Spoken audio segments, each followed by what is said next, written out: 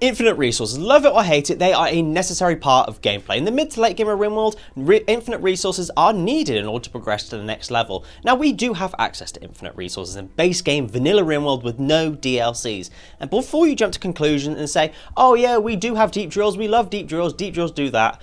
No, I'm not talking about deep drills. I'm talking about that long forgotten item that you may have or may not have ever actually used within Rimworld.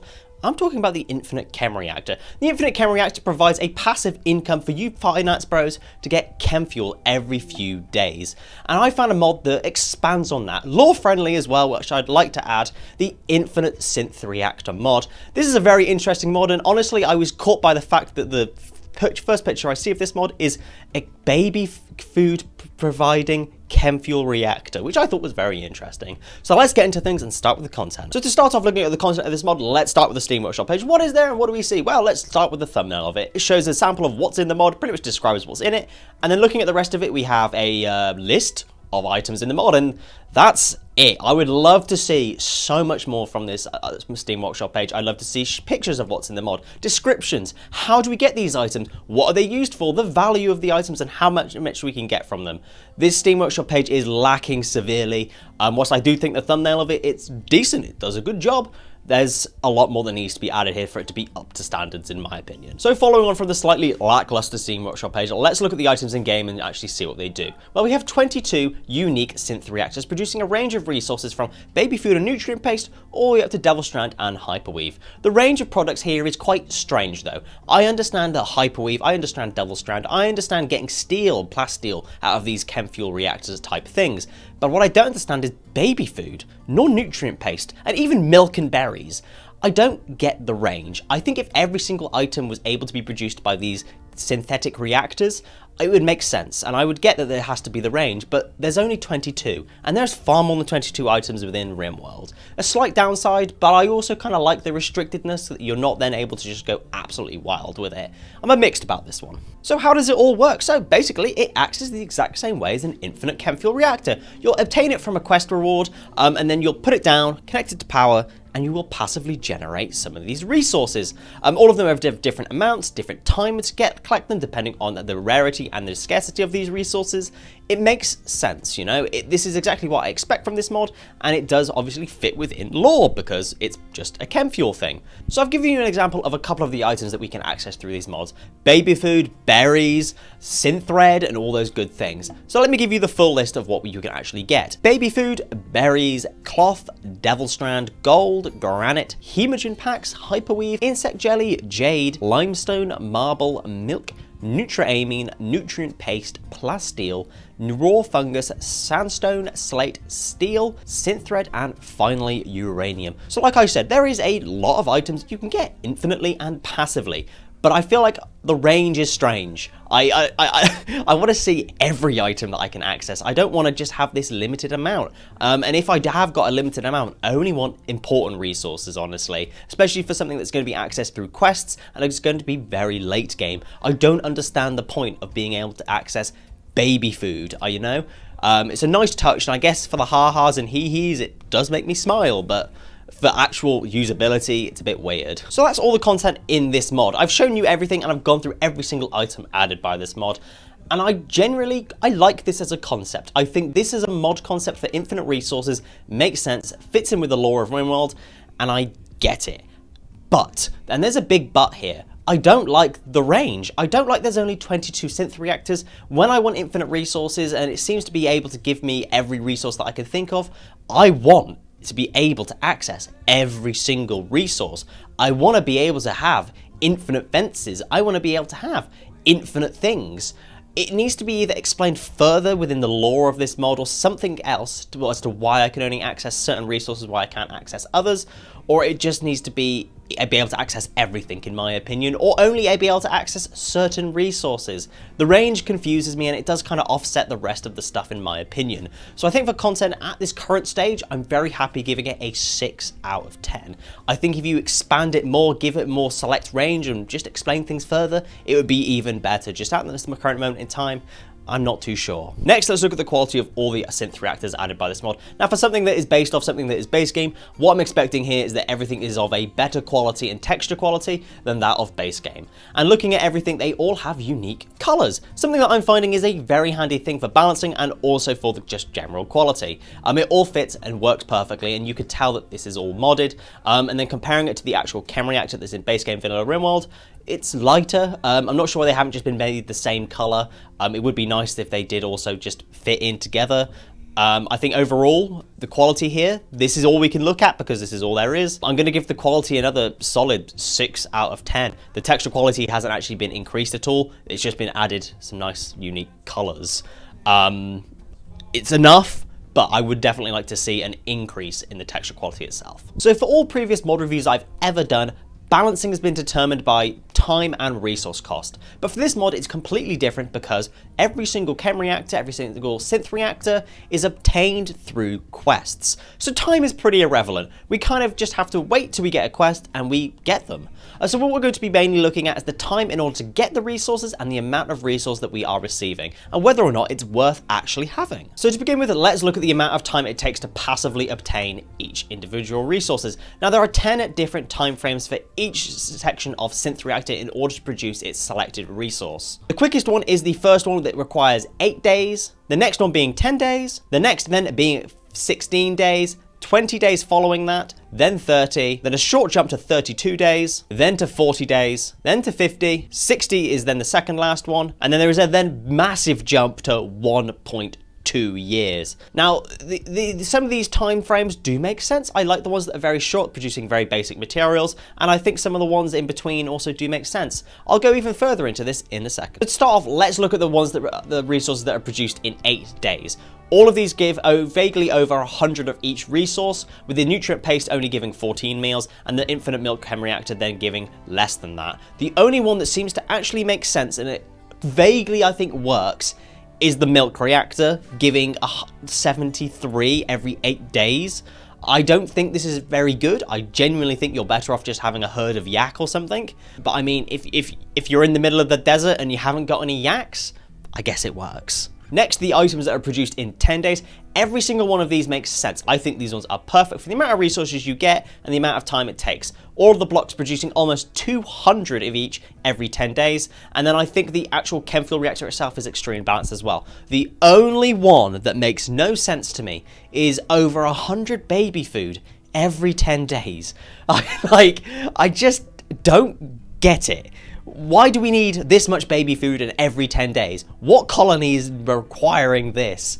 It's funny, I like it, but why? I think this one needs to be moved down to the every 8 days section, definitely. Then next, the infinite nutra-amine chem reactor produces 46 every 15 days. This one I think is perfect. I actually really like this one.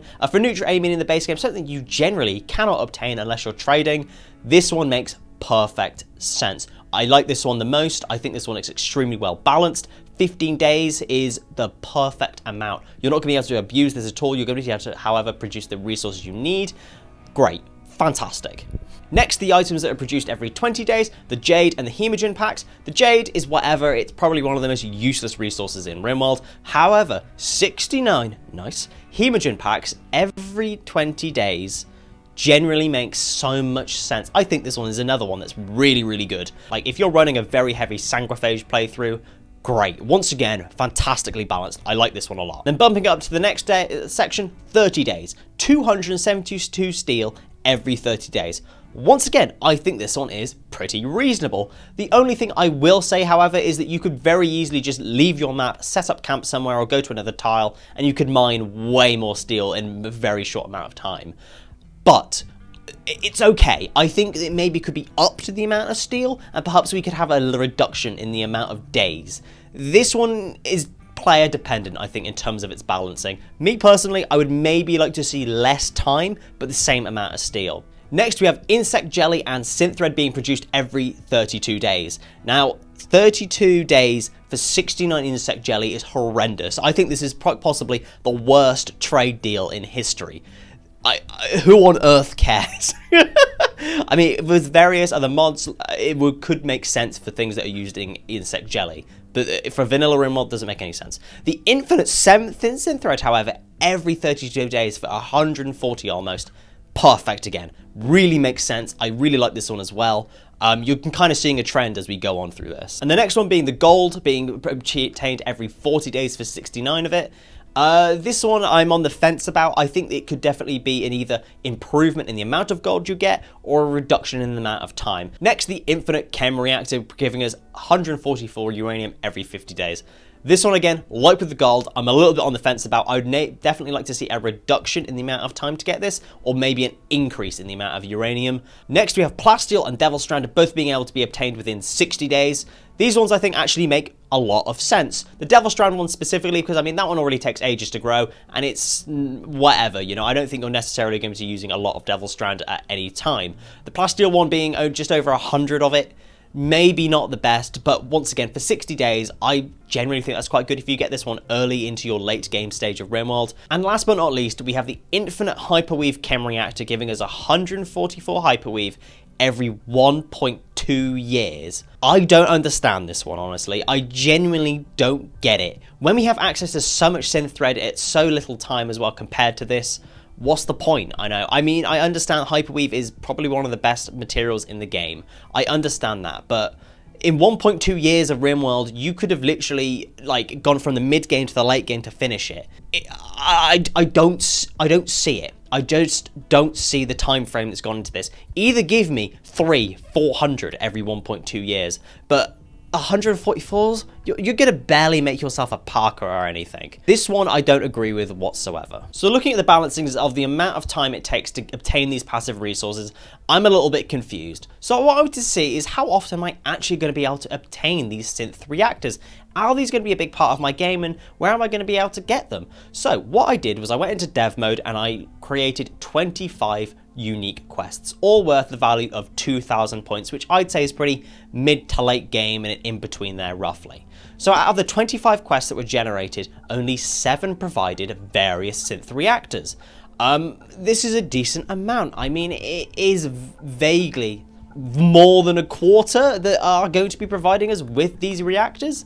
It could definitely be better though, and I will be recommending a few mods later in this video that I think would be perfect for getting more of them. So that's going to be all the balancing we're going to be looking at for this mod today.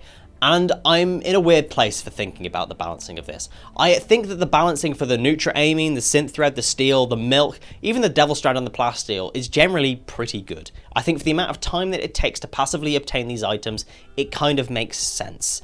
And notice that these are the items that are all fairly hard and rare to come across. These ones makes sense. And I think the mod creator's range of items that he's got for the Synth Thread reactors just doesn't quite make sense. I don't understand why I've got baby food and nutrient-paced meals, and I've also got Devil Strand and Hyperweave being obtained by the same items, but then I don't have lavish meals and things like that. I think the mod creator would really benefit from changing this mod to be only sort of rare resources, or open it out and make it so I can craft and put down these infinite chem fuel reactors and then be able to have every item in the game and make it tech lock for very late game things. I think for balancing to get it from the quest as well, it's not too bad, but I'm telling you right now, if I was in a late game situation and I got offered a quest for 132 baby food per 10 days from a baby food reactor, I'd be pretty pissed off. So I think for balancing overall, I'm going to give it a 5 out of 10. I don't think it's unbalanced, and I don't think it's overpowered. I think it's just a bit weird, and I think there's some of the values that need to be changed and be made more unique by this mod creator. So next, let's look at the compatibility. Are there any bugs I need to know you about, and how's this going to fit with your playthroughs? Now, in terms of bugs, I had no issues whatsoever, no problems at all. Everything ran smoothly, and it was a fantastic experience.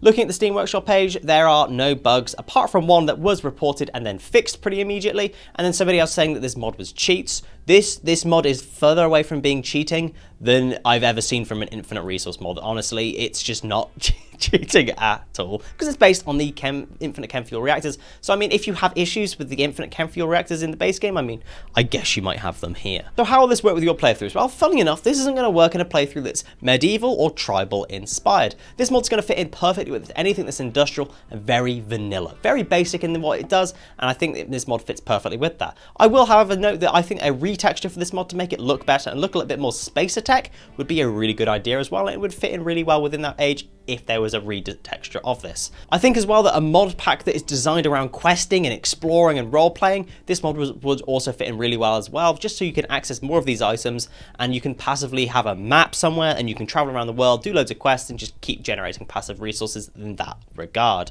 I think overall from compatibility though, I'm very happy giving it a 7 out of 10. No bugs or anything, I just think it's very niche in what it will fit into. So next, my mod recommendations, and like I said in the compatibility section, this mod is very Rimworld and very industrial, and I've based my recommendations on that. So to start with, I have the Project Rim Factory Revived, get that real sort of industrial and machinery vibe on the go. And next, the Master of Crafting. With all those extra passive resources you're going to have, you're going to need to craft something with it. And then we have the More Quests mod, so you can actually get more quests to get more opportunities to get these rewards, and then what better way to get better quest rewards than the Better Quest Rewards mod. The mod recommendations are very much all based on adventuring and having a good time and actually being able to experience some of the more sort of role-playing versions of Rimworld. I don't think this is a bad thing, but I just think it fits a very niche play style. I think the stuff with the Project Rim Factory would be a really interesting thing, so you can have all your different synth reactors in line and everything with all your big machinery added by Project Rim Factory.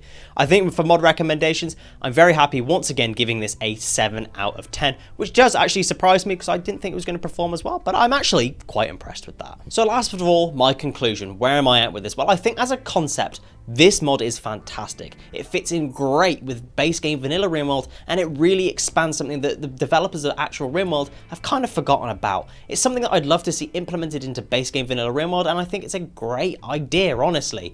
It just needs more. It needs refining. It needs to be accessible to more players. I'd love to see something that's very much added to this mod that's late game, and you can actually build the infinite synth reactors yourselves. But I still think this is a fantastic mod, which is why I've given it content and quality 6 out of 10 each, balancing a 5 out of 10. For compatibility and mod recommendations, 7 out of 10, giving it the grand score of 31 out of 50, which is a very low B-rated mod.